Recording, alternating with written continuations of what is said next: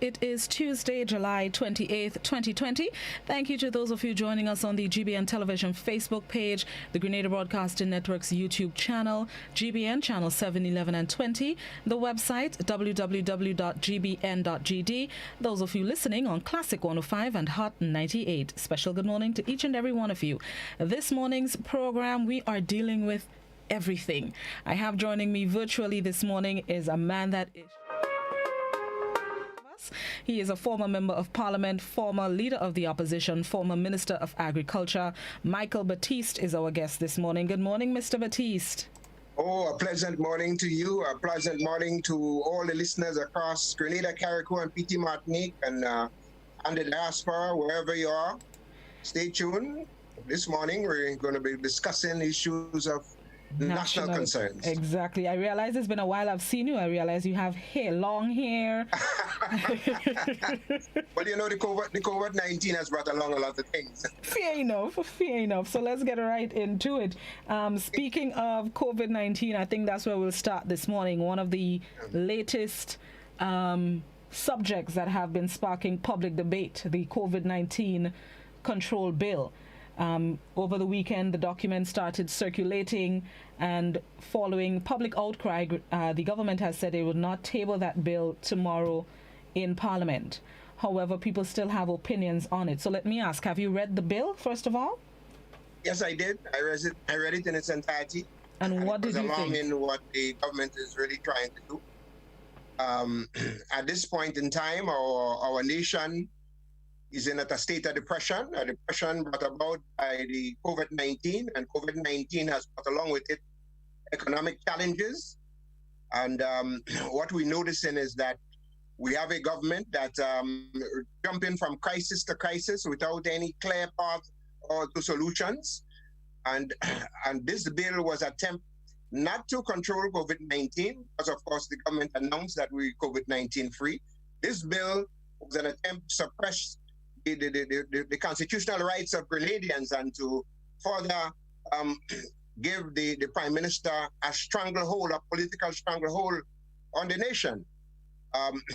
During the course of the pandemic, the Prime Minister had, I think, 2 or 3 national broadcasts, and in his broadcast, he gave no indication at all whatsoever as to how he and his government plan to deal with not just COVID-19, because at this point in time, the nation is in a crisis, an economic crisis. We need clear solutions. So today, this morning, I'm not just going to criticize. I'm going to offer some solutions as to how we get our economy moving again, how we build back on that foundation where we resurrect the rural economy, and how we can cultivate new and positive leadership, and to get away from the man-made kind of disaster-like leadership that we have been seeing from this Prime Minister. Well, like you said, you're here to help how we can move forward. So looking at the bill, and what would you change? What would you adjust? Because government said the bill is really to help us control the spread of the virus. So how would you adjust the bill to see that it actually does that? Grenada is not the only country in the world that was attacked by the COVID-19. There are many countries in the world who are observing the social distances and the protocols in place, and who are having a civic conversation with the people. The Prime Minister has 15 seats. There's no need to go to these draconian measures in putting the power in the hands of the police and such huge fines on the Grenadian people. The average Grenadian worker earns about $800 a month, and to talk about a $25,000 fine, to me, is seriously an attempt to muzzle our people and to put them in, as what he said, to manage them and put them in a straight jacket. But the Prime Minister must understand that type of leadership was practiced before, and it was not very successful. So at this time, what we need a gentle persuasion. We need to talk to the people. We understand what's going on. If you're saying that we're all in this together, you cannot in the middle of the night introduce legislation that will curtail my constitutional freedom. That's not within. I think basically the name of the bill should have been changed to the the Bathway slash Fort Judy bill, because the government recognized what happened in Fort Judy, they recognized what happened in Bathway, and most of all, they're hearing the songs of the youths, the young people today. They're saying enough is enough.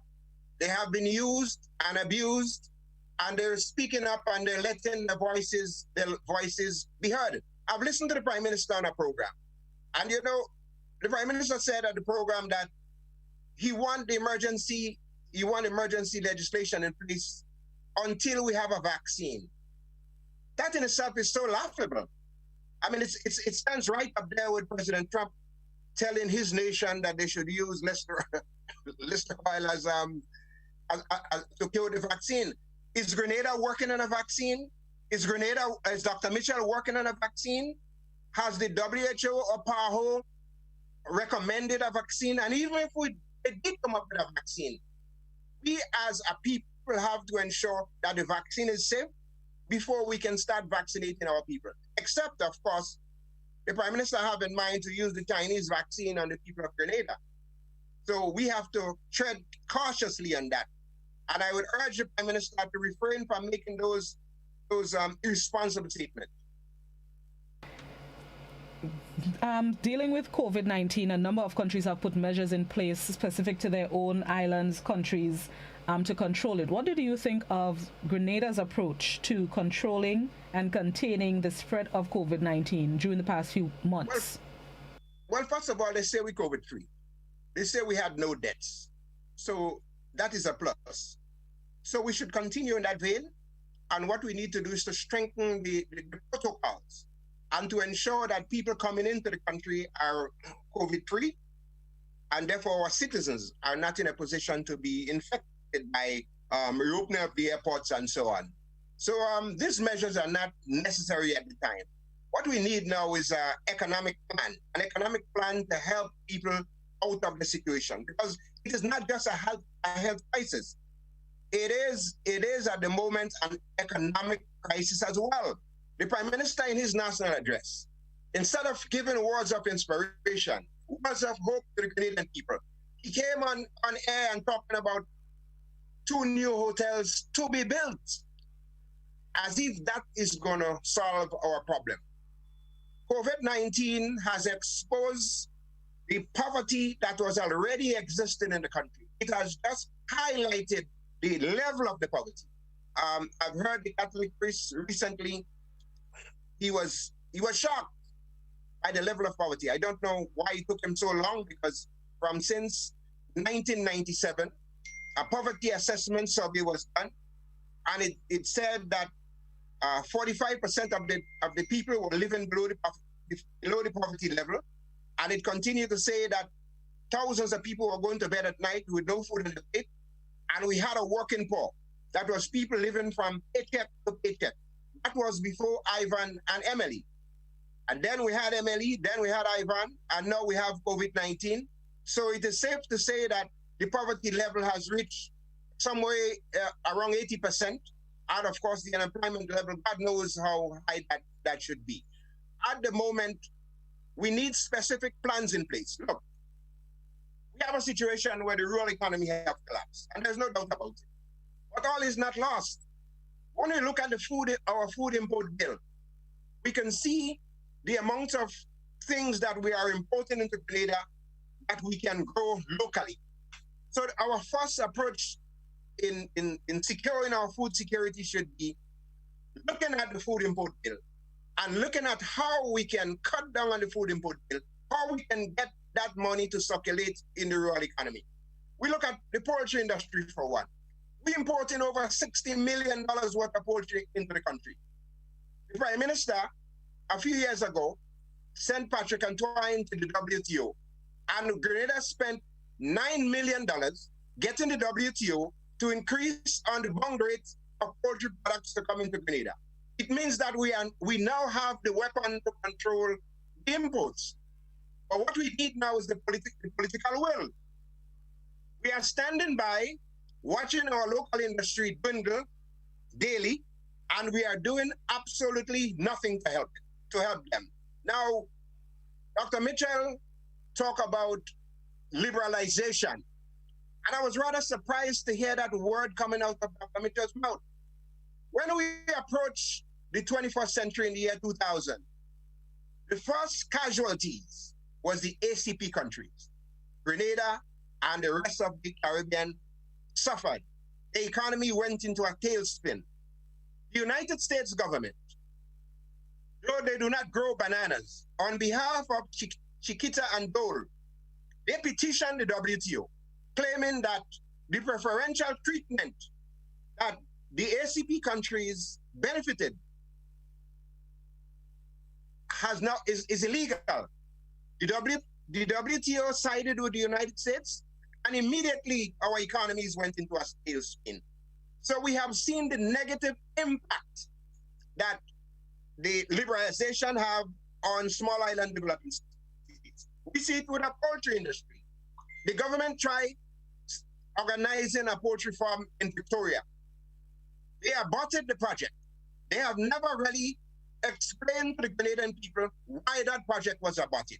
The project was aborted because the government recognized that project would only supply 10% of our consumption, and therefore the 90% would have to be imported. And if the 10% have to survive, they will have to increase on tariff.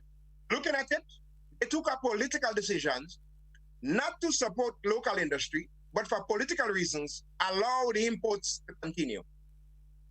The time has come where every country in the world is protecting its own.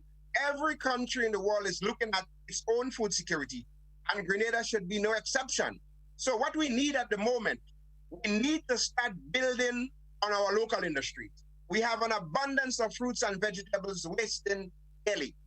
We have the fruits and vegetables. So the time has come where we must set up agro processing facilities where we can do so.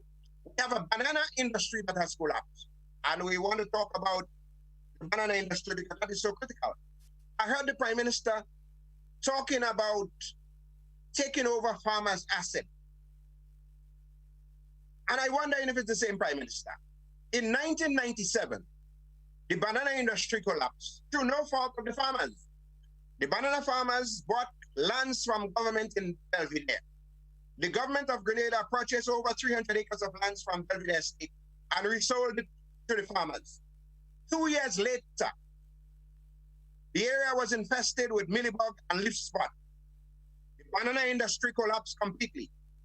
The then Prime Minister, Dr. Mitchell, stepped in, dissolved the Banana Association, took over all the farmers' assets and sold it.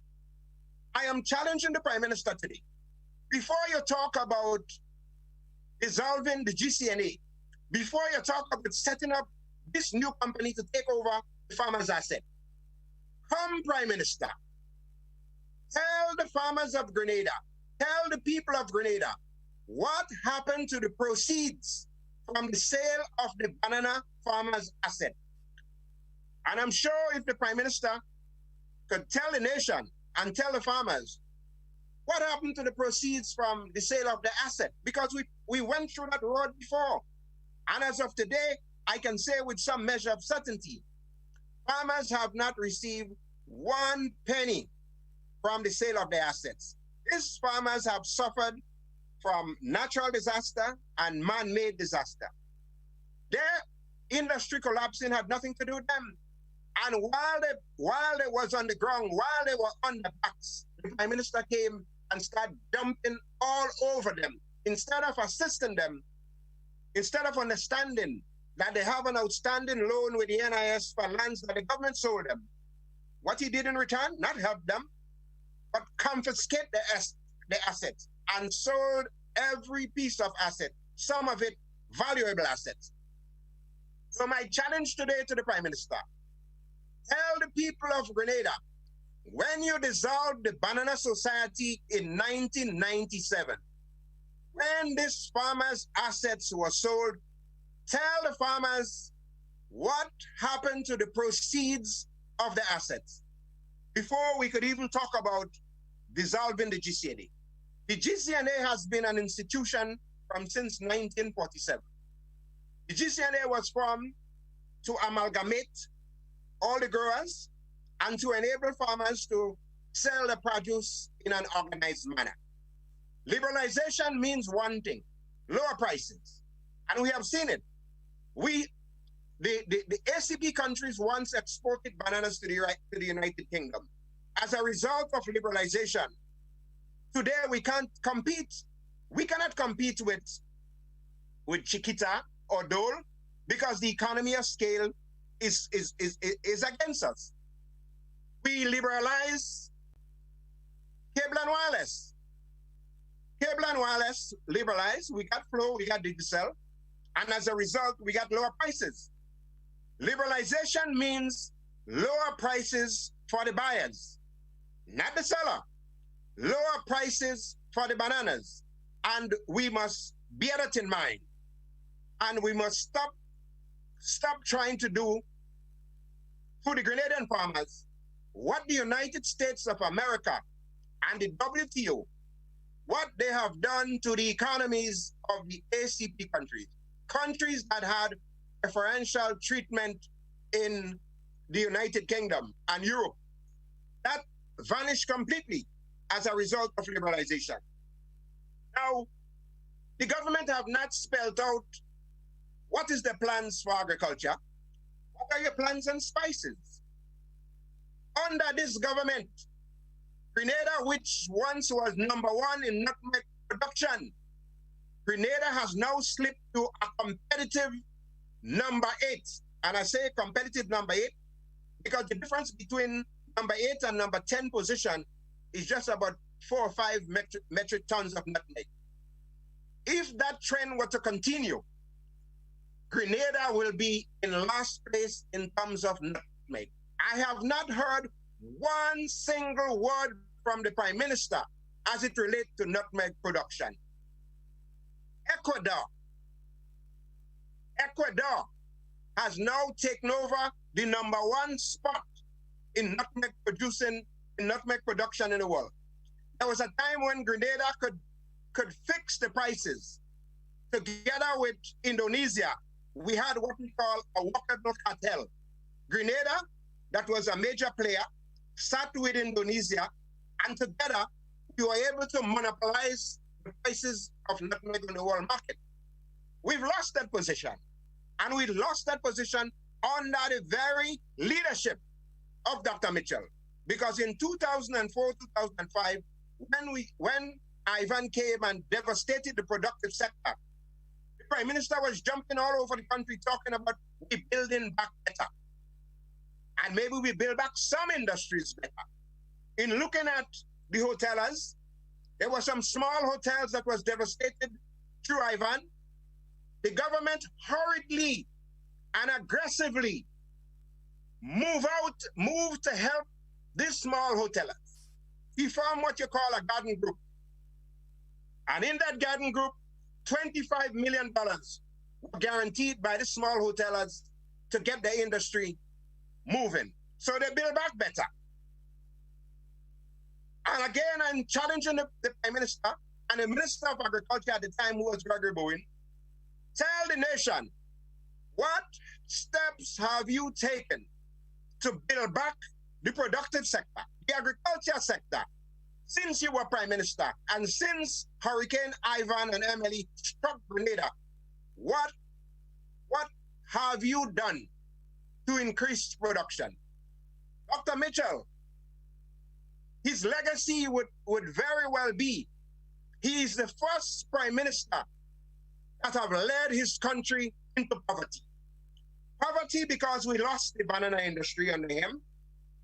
He dissolved the association.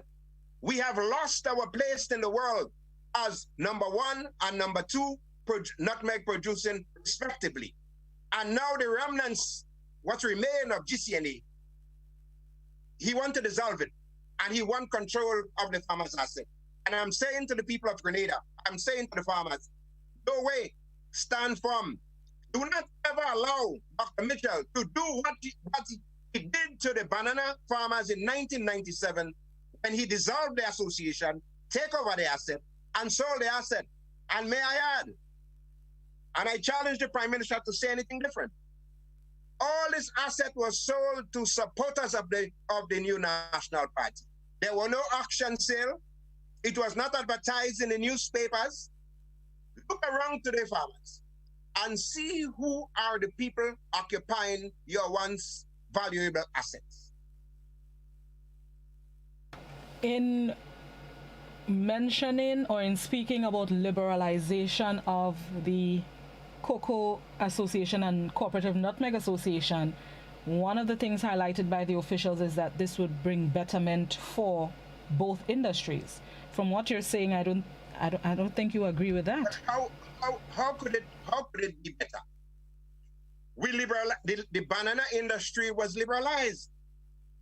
The Caribbean, Jamaica, St. Lucia, St. Vincent, Dominica, we had the geese boat used to come into Grenada every week collecting bananas through these islands. Through liberalization, we lost that trade.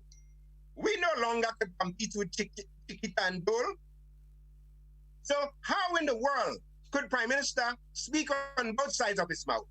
And I'm saying on both sides of his mouth because look, the Prime Minister spent $9 million begging the WTO to have mercy on Grenada because liberalization is preventing us today from having a viable poultry industry. We cannot have a local viable poultry industry because of liberalization. Look at all the cheap chickens that come in from Brazil, from the UK, some of it as far away as Israel. They produce chicken in abundance, and therefore the buyers of Grenada are benefiting. The country is not, the buyers are benefiting from the low cost of poultry at the expense of the local farmers. So there's no way at all. And again, I challenge the Prime Minister and the Minister of Agriculture and the business senator to tell the people of Grenada what commodity, what product have been liberalized and the seller benefit from the liberalization. Let's not mix up liberalization with globalization. Globalization and liberalization are two different things.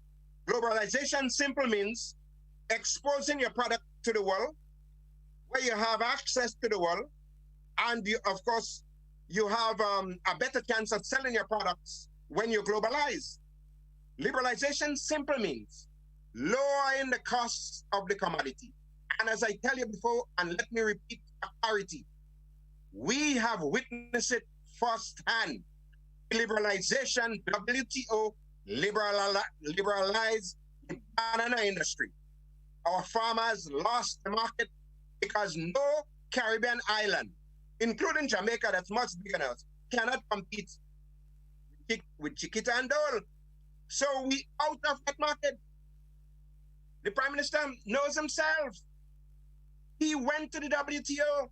When the WTO in 1999, when the WTO was negotiating agricultural tariffs in Uruguay, the WTO sent a prepaid ticket and accommodation to the Ministry of Trade, asking them to come to the WTO meeting to protect some local industries. The Prime Minister at the time simply replied that we are not interested in poultry.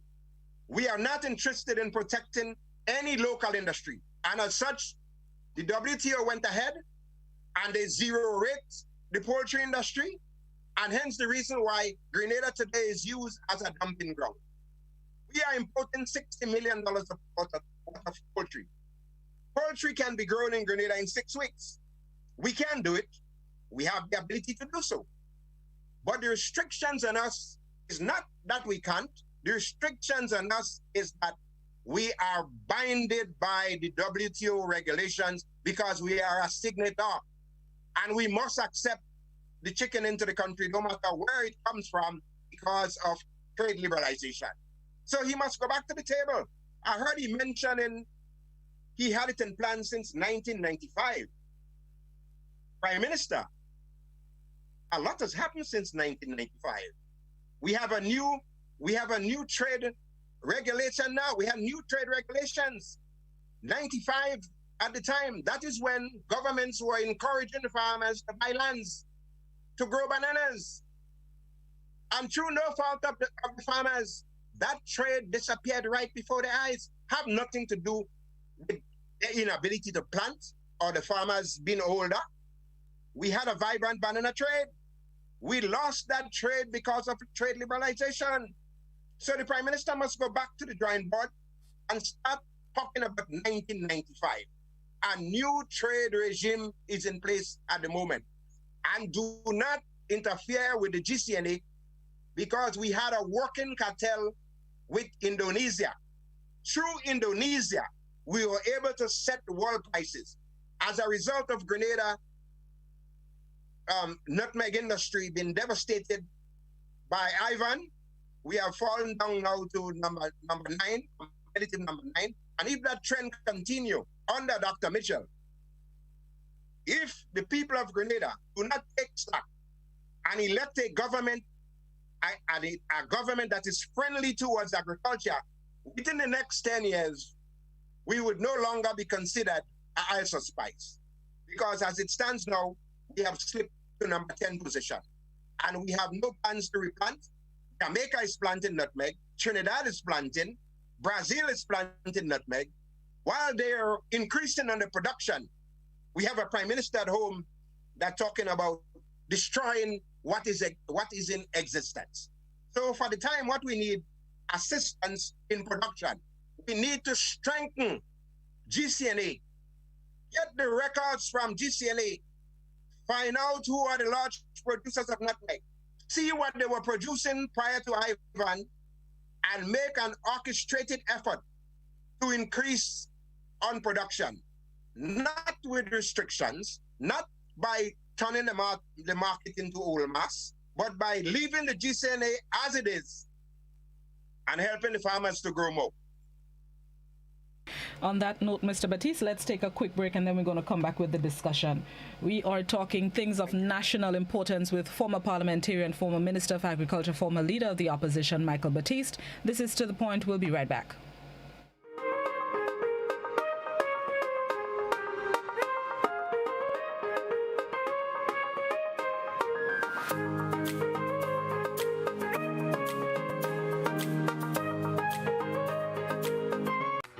Long ago, the strength of Grenadians was in their arms as they worked the lands to get food for the table.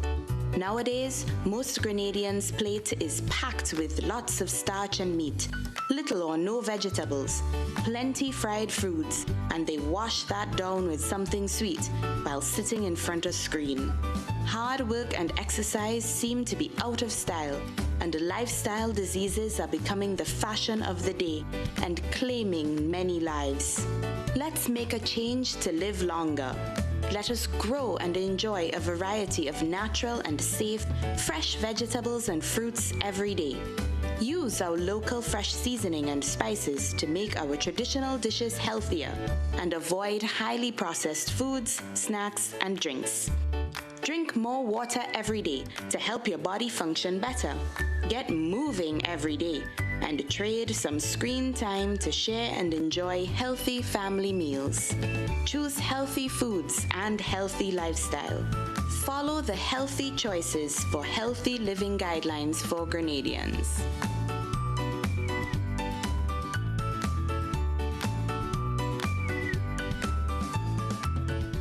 GBN Television News at 7, a pulse on all things Grenadian. Look out for our new features through expanded synergies with our media partners in Barbados, St. Lucia, Jamaica, Trinidad, and beyond. Capturing the latest in news, sports, weather, and entertainment. Credible, informative. Thank you for making us number one. News at 7, live. Monday to Friday on GBN Television, Channel 7 and 11, K105.5 and 105.9, Hot 98.5 and 98.7, GBN Television Facebook page and YouTube channel, and www.gbn.gd. GBN, with you anywhere and everywhere.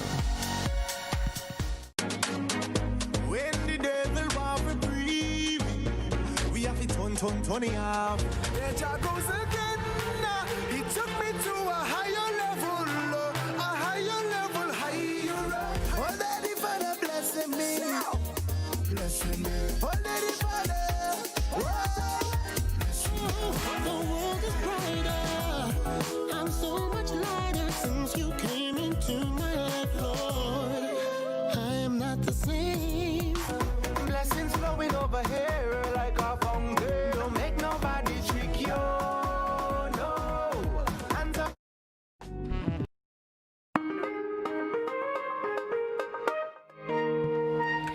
welcome back to The Point. We are speaking with former parliamentarian, former opposition leader, and former Minister of Agriculture, Michael Baptiste, on today's program about issues of national importance.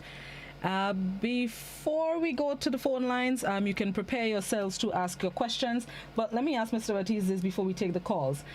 In relation to the COVID-19 response, there was a stimulus package that was highlighted and revealed to pay out to people who have been directly affected by the virus and the shutdown for months that took place. What do you think about the stimulus package? How much is allocated, and the disbursement of the funds in the package so far? Well, again, the Prime Minister in his usual way, always talking out of timing and doing things upside down. He's ordering the workers to apply to the employers, which is madness. The NIS is the recipient of the benefits of workers. They are the custodians of the records of the working man, not the employer. If the Prime Minister seriously wanted to help workers and help them in distress, what the Prime Minister needed to do was to allow the workers to go directly to NIS and apply for the benefits. The NIS, who is the custodians of this record, can simply call the employer to verify if needs be. Most employers who are behind with the NIS are somewhat reluctant to apply. Now we hear the Prime Minister making another excuse, saying that the reason for the delay is that some of the employers are unscrupulous and some of them did not apply and so on. That's what he's saying in Grenada. He went into Carriacou on Vibes FM, another station. He's saying that you must call the NIS because he have nothing to do with it. So sometimes it's the missed signal. The Prime Minister went into Parliament and he spoke in glowing terms about the vulnerable. And he said 5 million set aside for the vulnerable. What we have seen so far, since March, members of government, they went around the constituencies, the respective constituencies. They hand out a tin of milk, 2 pounds of rice, a pound of sugar, a tin of sardine, a pint of oil, and a roll of toilet paper. And that is from March. And I want to say to the Prime Minister, the workers who are sitting at home since March on the lockdown and did not receive any assistance from government, the vulnerables who you so lovingly talk about, but of course your actions is something different than your words. These vulnerables have been home without serious source of income since March. How did you spend that $5 million? You can't tell me that $5 million set aside. The Catholic priest recently, in interacting on the ground with the poor, he was shocked when he saw the level of poverty that's rolling across Grenada, Carriacou, and Petit Martinique. And I was happy to hear him joining me in calling for immediate assistance to the people at the bottom of the economic ladder. As a matter of fact, everyone today is at the bottom of the economic ladder. COVID-19 has brought about the economic challenges. A lot of jobs that was there before COVID-19 have disappeared. And the people who are hurting the most are young people. In the 25 years that Dr. Mitchell have been Prime Minister, the government has never set up an appropriate platform for youth development. So what are the results of its failed economic policies? Youth unemployment and underemployment, high rates of poverty, hopelessness, and a crime rate that is spiraling out of control. And hence the reason why the Prime Minister conducted a survey. While the rest of the nation was wondering where the next meal is coming from, the Prime Minister found the resources to conduct a political survey. And in that survey, it spells out clearly how the people were feeling.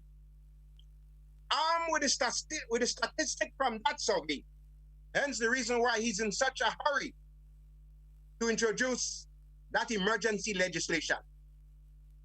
Under Dr. Mitchell, he has sowed the seeds for social unrest, and thank God we haven't had at the moment, and I pray that we don't. Dr. Mitchell's economic policies have sowed the seeds for social unrest in the country. He bragged about being chairman of Science and Technology Committee for CARICOM. If you ask our young people, is there anything in Grenada to show, is there any benefits that we had in Grenada as a result of Dr. Mitchell being chairman of CARICOM, Science and Technology? Let's look at the record.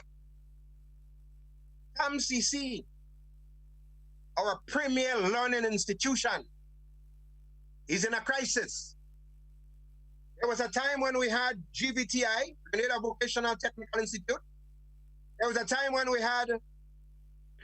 we had Arts and Crafts Center, so that young men and women who are not academically inclined can learn a skill. There was a time we had the technical wing. Those platforms offer hope to the Grenadian people. True Grenadian workers, skilled at home, they build a community like Lansapine.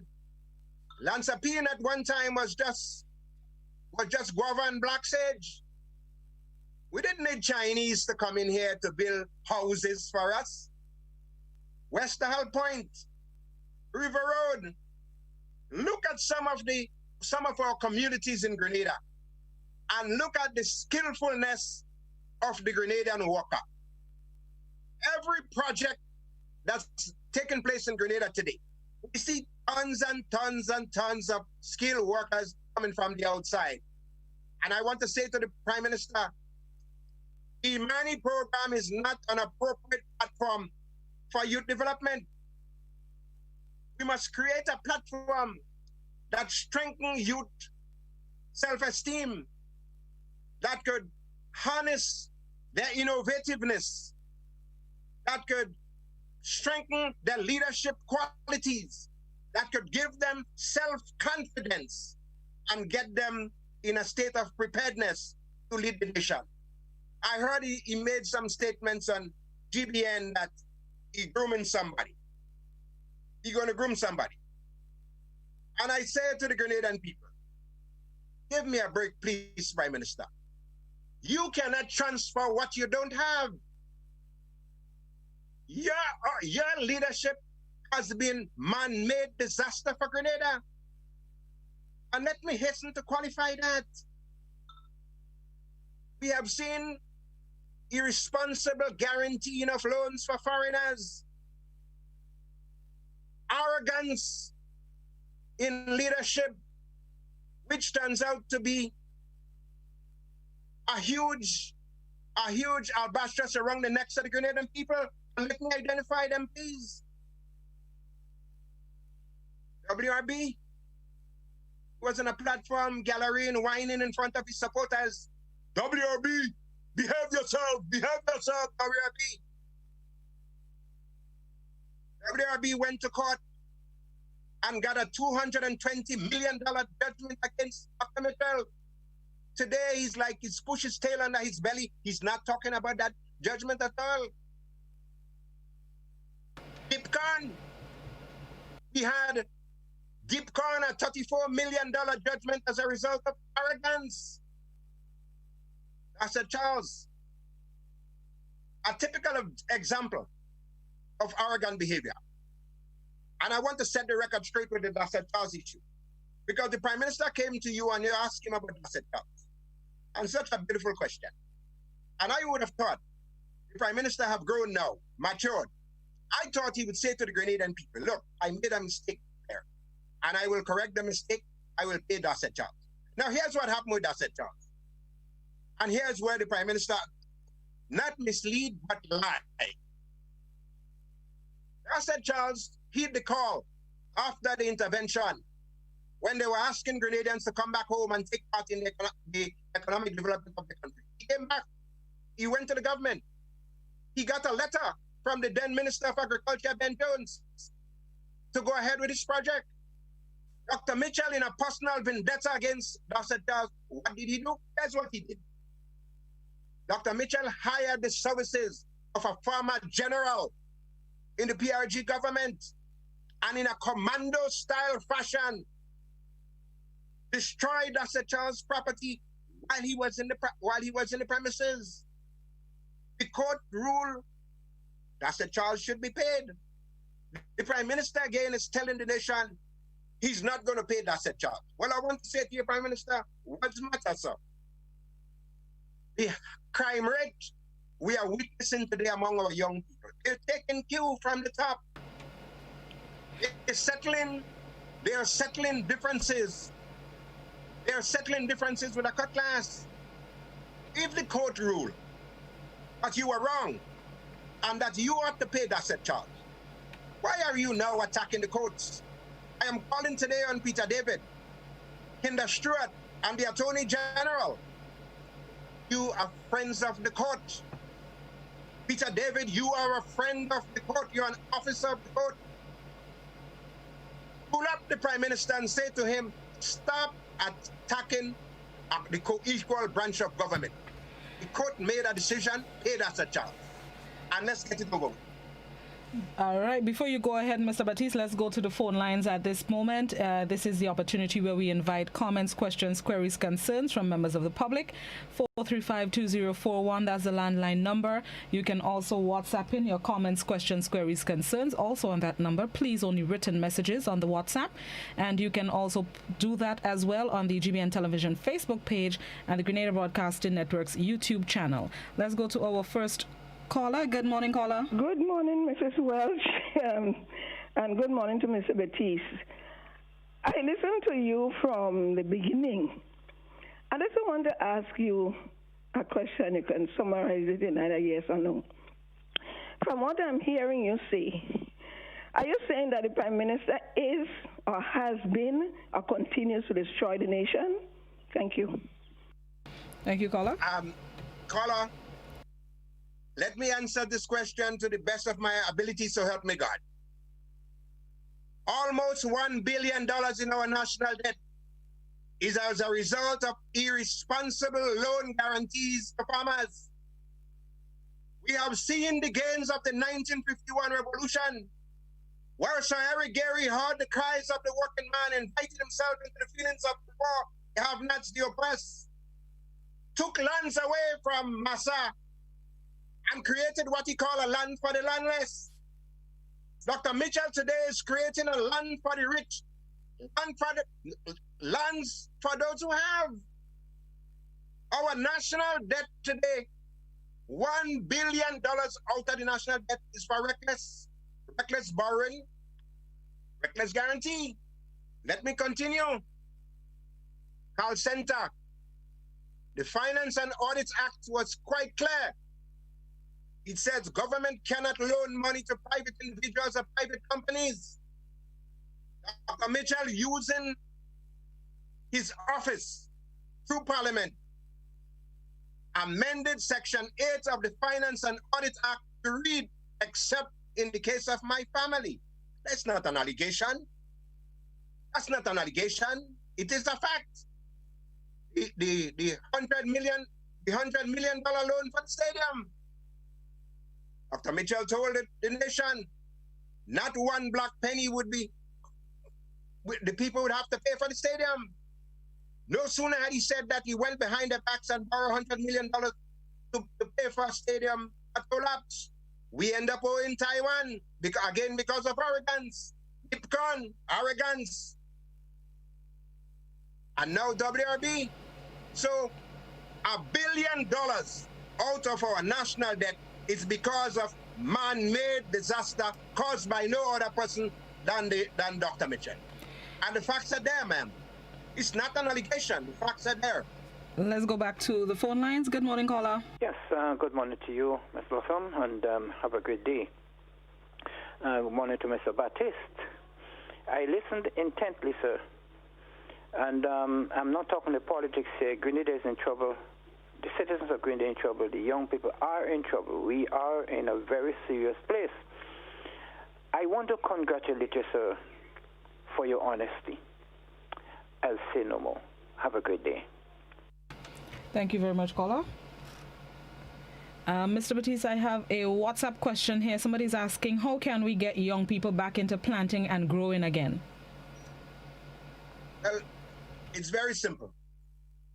I sat in the chair in times of crisis. When the banana industry collapsed and the government tried 3 ministers and a czar, when they failed, I raised my hand and I said, pass the ball, give me the job. I resurrected the banana industry. And I got Grenada to ship bananas again. I got agriculture moving. I sat in the chair and I saw young people coming asking for lands. There is what you call a land bank in the Ministry of Agriculture. We need to strengthen the land bank. There are a lot of idle lands. And here's what we need to do. Not to take people's lands. Approach the landowners whose lands have been idle for a long time. Ask them to deposit these lands in the land bank and exempt them from taxes. Make these lands available to young people. In order to get young people to go back to the lands, you cannot ask them to go and plant nutmeg and cocoa that would take 5 and 7 years to bear. You must give them a reason to go back to the land. Number one, you have to give them financial support, institutional support, technical support, and you must offer leadership. The kind of leadership that we're hearing today from a Minister of Agriculture that's talking about giving some people some seeds and a cutlass. We must organize agriculture in a serious way. We must do it in a structured way where we get young people to understand their role in the society. It is not just in agriculture. We must get young people to get more involved in the politics. Thanks to our young people involvement in the political affairs of Grenada, it has changed the landscape of politics today. They came out in their numbers. They mobilized, they used social network to their advantage. They use Facebook to continue to talk to their peers. Now, my word to the young people, all is not lost. We are a resilient people. We shall rise again. One of the first things that you need to do, register to vote. Acquire your weapon of mass destruction. That is your voting card, your ID card. Get it ready. Have faith. 2 years is not 200 years. We can rebuild, brothers and sisters. We can do better. And I am sure when the time is right, we will do better. Our young people, we must create an environment, both in agriculture and in education, to uplift our people. And at the moment, we're not doing that at all. Back to the phone line. Good morning, caller. Good morning. How are you? I'm good. Brother Baptiste, for evil to triumph, we have to remain silent. We can remain silent. Baptiste, there is a saying, take the beam off your eye before you could take it out of somebody else soon. I listened to Mr. Michel this morning on a radio, on a telephone, speaking to a radio host. And you know what's the topic? The taxes and levy too high. He asking the leaders to reduce the taxes and the air ticket. But this is the same man who imposed a 3-year adjustment tax on us. On us. We're balling now. The 3 years gone. And up till now, we cannot remove it. But he's telling yet, the people who control it remove the taxes so that people could travel and be more free. But this is the same man who say in the parliament, I am not putting a cent in the net. But here today, this is what I'm saying. This is a crooked and a vindictive and a mischief man. Baptiste, I would encourage you to come back in this country. We need you to come and campaign. Help to come and campaign to remove that good for nothing from office. Thank you. Thank you, caller. My brother, let me say to you that I have not left the country, and I'm only in New York now. As soon as the pandemic is over, I'll be back on the ground. But let me add something to what you were saying. The Prime Minister again, and you know, he's a master of old talk and hot air. Now, he's telling the nation, oh, the price of electricity is too high, and we will liberalize the electricity to bring down the price. Prime Minister, please, you place environmental levy on electricity. We have VAT on electricity. When the previous government was in office, they removed the taxes on all the imports to the oil and whatnot, so that people could benefit people can get a lower cost on electricity. Prime Minister, you place all these taxes on electricity. 40% of the taxes on electricity has nothing to do with consumption. And yet the Prime Minister have the audacity to fool in the nation and telling the nation that the price of electricity is too high. If it's too high, Prime Minister, remove the VAT. Put the environmental levy on the tourism sector. Remove the taxes and pass it along to the people. And stop talking on both sides of your mouth. Because you can't put an unnecessary tax on electricity and still say because of electricity is too high. That to me is not honesty. There is a WhatsApp question. Do you think that the bill... What a question? There we go. Do you think that the bill for no carnival this year will be only for this year and not forever, as when Easter Tuesday was taken in 2000 for West Indies cricket match and the Tuesday was never replaced?